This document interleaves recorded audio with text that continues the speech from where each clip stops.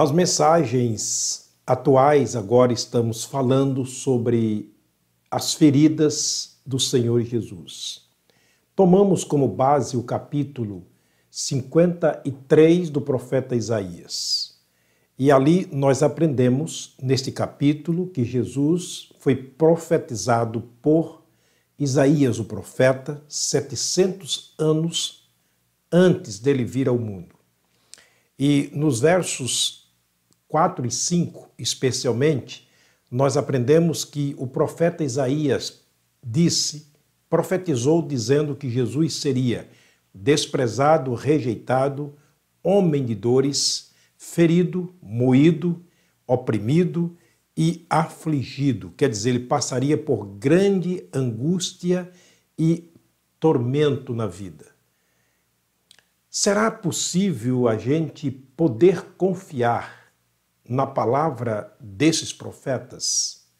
Será que a gente pode confiar quando lemos a respeito desses assuntos relacionados a Jesus, falado pelos profetas há tantos anos atrás? Bom, a gente tem essa resposta dentro da própria Bíblia. Eu quero ler um texto, no mínimo curioso, que está no profeta Amós, um dos profetas menores que Deus levantou para falar a respeito de algo importante que aconteceria no futuro. E o profeta Amós, ele testificou de Deus dizendo o seguinte, capítulo 3, versículo 7 da sua profecia. Amós, capítulo 3, verso 7. Ele disse, certamente o Senhor Deus não fará coisa alguma sem ter revelado o seu segredo aos seus servos, os profetas. O que o profeta está dizendo é que Deus nunca fez, não faz, nem fará coisa alguma sem que primeiro revele o que está no seu coração, e ele o faz através dos profetas. Ele fala através dos profetas.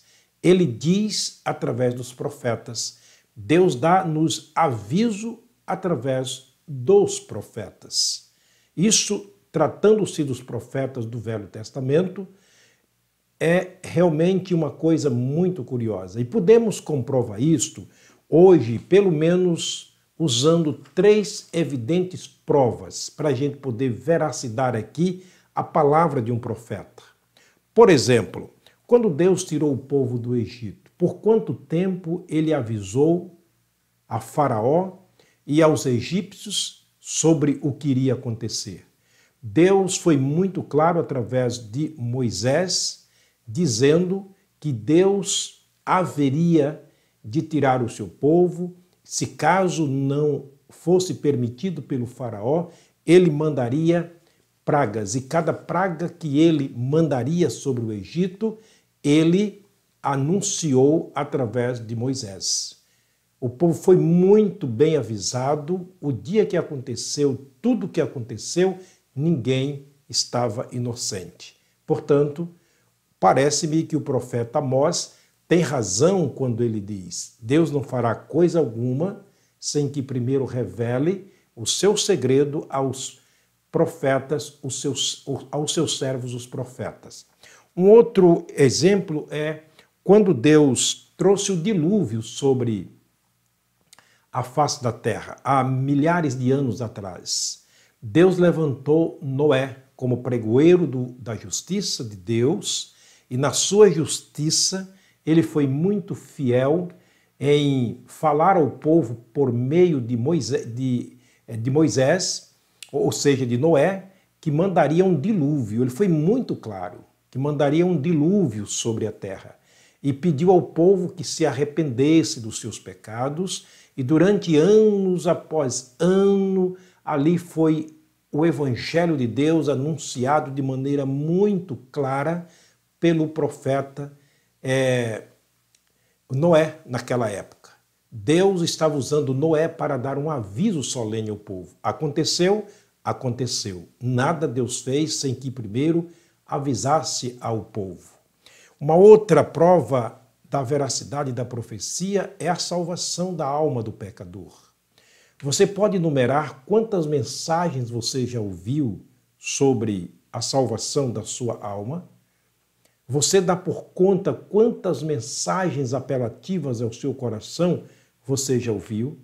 Então Deus não faz absolutamente nada. Será que aqueles que durante o tempo da graça se perdeu, morreu sem Jesus, sem a salvação de Deus, será que eles têm razão de reclamar diante de Deus que não foram avisados? Não, absolutamente não, porque Deus tem incessantemente falado através dos pregadores do Evangelho. Portanto, este é um fato interessante. Nós temos uma outra prova muito contundente para isso: a volta de Jesus ao mundo, a escatologia, fatos do fim do mundo. Você dá por conta quantas mensagens você tem ouvido sobre esse assunto, que Jesus há de voltar? E eu já vi muita gente brincando com este assunto, dizendo que desde que existe, os seus avós, os seus bisavós e tataravós já falavam sobre este assunto e Jesus nunca voltou. Bom, é bom que tomemos cuidado com isto.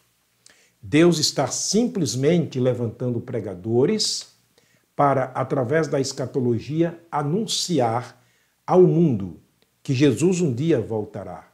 E ele realmente voltará. Com certeza absoluta, ele vai voltar. Então, esses são alguns fatos interessantes. Jesus deixou muito claro em Mateus capítulo 24 que os céus e a terra passariam, mas as suas palavras não passariam. E quando o evangelho fosse pregado, este evangelho fosse pregado em todo o mundo, então viria o fim. Eis a razão porque ele não voltou. Há uma promessa, há um pacto que o próprio Jesus fez com a sua própria palavra, com o seu próprio evangelho, dizendo que enquanto o evangelho não fosse pregado nos quatro cantos da terra, pelo mundo inteiro, ele não voltaria. Portanto, aqui está uma prova evidente de que Deus continua falando como nos tempos passados. Podemos confiar na palavra dos profetas? Há alguma coisa que Deus dissera que não se cumpriu? Se lembra do capítulo 3, versículo 15 de Gênesis, que nós lemos aqui no início dessas pregações sobre a primeira promessa de Jesus vir ao mundo? Os profetas falaram sobre Jesus durante anos a fio. Ele veio. Com certeza veio, viveu, foi crucificado, foi sepultado, ressuscitou, ascendeu-se ao céu, está assentado à destra do trono de Deus na glória, e a promessa dele é que vai voltar. Deus não fará absolutamente nada sem que primeiro avise o povo através dos seus profetas. Portanto, a palavra de Deus é uma profecia segura. Podemos confiar absolutamente no que ela diz, porque ela é a verdade de Deus. Vejamos o que o salmista disse no Salmo 22, versículo 18. Nós estamos falando no tema geral sobre as feridas de Jesus. E nós vamos chegar lá, ok? Olha o que o salmista disse no Salmo 22, versículo 18. Ele disse o seguinte, que os pés e as mãos de Jesus seriam traspassados. O ajuntamento de malfeitores me cercou, disse ele, e traspassaram-me as mãos e os pés. Repito, Salmo 22, versículo 18. Deus está usando alguém para profetizar algo sobre Jesus, especialmente sobre as suas feridas. Mas Pedro, mais tarde, ele vai escrever para nós na sua epístola, na primeira epístola de Pedro, ou seja, na segunda epístola, capítulo 1, versículos 19 e 20, vejamos o que Pedro falou sobre essa questão da veracidade e confiabilidade da palavra de um profeta de Deus.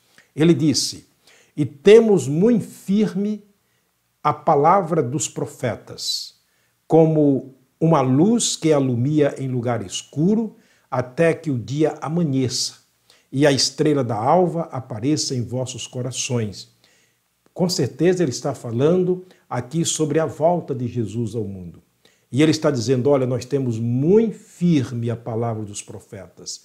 É como uma luz que alumia, ou seja, é como uma estrela que começa, uma luz que começa a aparecer aos pouquinhos, até que realmente a luz venha na sua totalidade brilhar no vosso coração. Ele está falando do cumprimento de uma profecia. E ele continua dizendo o seguinte, sabendo primeiramente isto. É como se ele estivesse dizendo, mas antes que você faça qualquer conjectura sobre a palavra de um profeta, saiba primeiramente isto, que nenhuma profecia da Escritura é de particular interpretação. Quando ele diz isso aqui, é de uma certeza tão grande. Ele diz, olha, a palavra de Deus, ela não é algo particular de um profeta. Embora nós citamos aqui o nome dos profetas, dos escritores do Novo Testamento, nós estamos citando instrumentos que Deus usou, pessoas que Deus moveu através do seu Espírito para escrever. E no caso de falar, ele moveu-os e usou-os para falar a sua palavra. Mas a palavra nunca é uma propriedade isolada de quem escreveu ou de quem falou. Por isso ele está dizendo, sabendo primeiramente isto, que nenhuma profecia da Escritura é de particular interpretação. Porque a profecia, ele continua, nunca foi produzida por vontade de homem algum. Você está vendo aqui a inspiração da palavra de Deus? O homem sendo forçado, usado, por assim dizer, de maneira muito natural a falar aquilo que vinha de Deus. Por isso que o homem não é inspirado, mas a palavra é inspirada. Ele é apenas usado. É como um vaso que você coloca água, um recipiente que você coloca água. Quanto mais água você coloca, mais ele vai se enchendo. Chega o momento que ele transborda. Os profetas do Velho Testamento, os escritores de toda a Bíblia Sagrada, eles foram cheios do Espírito Santo, do poder de Deus, ao ponto de que quando eles falavam ou escreviam, era uma reprodução do poder de Deus na sua vida. Eles foram apenas usados para escrever uma palavra totalmente inspirada, ou seja, 100% santa. 100% é muito pouco, porcentagem aqui não entra nessa questão da santidade e da pureza de Deus. Mas repito mais uma vez, sabendo primeiramente isso, que nenhuma profecia da Escritura é de particular interpretação, porque a profecia nunca foi produzida por vontade de homem algum, mas os homens santos falaram movidos pelo Espírito Santo de Deus. Estou lendo 2 de Pedro, capítulo 1, versículo 19 e versículo 20. Agora nós temos também uma outra palavra escrita pelo apóstolo Paulo, concernente à palavra profética, a palavra escrita na Bíblia Sagrada. Ele vai dizer a Timóteo, instruindo o seu servo e colega de ministério, pastor Timóteo, ele vai dizer no capítulo 4, versículo 9 da primeira epístola escrita a Timóteo. Ele diz assim, esta palavra é fiel e digna de toda a aceitação. Na segunda epístola, na segunda carta escrita a Timóteo, ele vai dizer no capítulo 3, versículo 16, toda a escritura é divinamente inspirada. Portanto, nós temos aqui muito firme o que Paulo está escrevendo, o que Pedro está escrevendo sobre a veracidade das escrituras sagradas. Ainda nós temos Mateus capítulo 5, versículo 18. Aliás, eu quero voltar para Isaías capítulo 55, versículo 11. O próprio Deus dizendo, Deus falou assim, assim será a minha palavra, que sair da minha boca. Ela não voltará para mim vazia, antes fará o que me apraz e prosperará naquilo para que a enviei. A veracidade e confiabilidade da palavra de Deus é muito grande em todos os textos que você possa ler nesse sentido. Agora sim, Jesus disse ou ratificou no capítulo 5, versículo 18 de Mateus, porque em verdade vos digo que até que o céu e a terra se passem, nem um jota, nem um tio se omitirá da lei sem que tudo seja cumprido. Diante das palavras do Senhor Jesus, nós não temos dúvida de que tudo quanto os profetas falaram veio da parte de Deus. Estou falando dos profetas de Deus, que falaram em nome de Deus, baseado na palavra de Deus, ou trouxeram o recado de Deus para nós. Os que escreveram a palavra do Senhor. Não temos dúvida nenhuma de que vai se cumprir tudo aquilo que os profetas falaram, porque Deus não fará coisa alguma sem que primeiro revele o segredo do seu coração aos seus servos, os profetas. Lucas capítulo 22, versículo 37, Jesus disse: porquanto vos digo que importa que em mim se cumpra aquilo que está escrito. E ele continua o texto dizendo o seguinte: porque o que está escrito de mim terá cumprimento.